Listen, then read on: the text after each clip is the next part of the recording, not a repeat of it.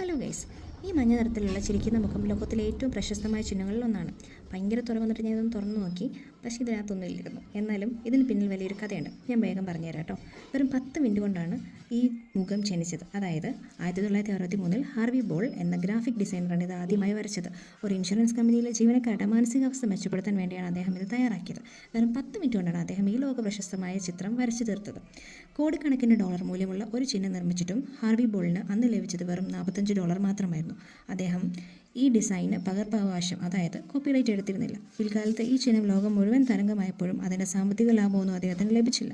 എങ്കിലും ലോകം മുഴുവൻ തന്നെ വര കണ്ട് ചിരിക്കുന്നത് കാണുന്നതിലാണ് എനിക്ക് സന്തോഷമെന്നാണ് അദ്ദേഹം പറയുമായിരുന്നു. മഞ്ഞ നിറത്തിൻ്റെ പ്രത്യേകത പറയട്ടെ. ഹാർവി ബോൾ മഞ്ഞ നിറം തിരഞ്ഞെടുത്തത് അത് സൂര്യപ്രകാശം പോലെ തിളക്കമുള്ളതും സന്തോഷം നൽകുന്നതുമായ നിറമായതുകൊണ്ടാണ്. ഈ ബോൾ തല തിരിച്ചു പിടിച്ചാൽ പോലും അതിനൊരു സങ്കടമുള്ള മുഖമായി തോന്നുന്നുണ്ടോ? ഇല്ല. കാരണം അദ്ദേഹം ആ വായുടെ അറ്റത്ത് ചെറിയ വരകൾ നൽകിയത് അതിനായിട്ടാണ്.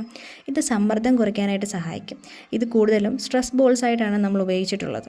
നമ്മൾ ഈ ബോൾ അമർത്തുമ്പോൾ കൈകളിലെ പേശികൾക്ക് ആശ്വാസം ലഭിക്കുകയും അത് തലച്ചോറിലെ സമ്മർദ്ദം കുറയ്ക്കാൻ സഹായിക്കുകയും ചെയ്യും.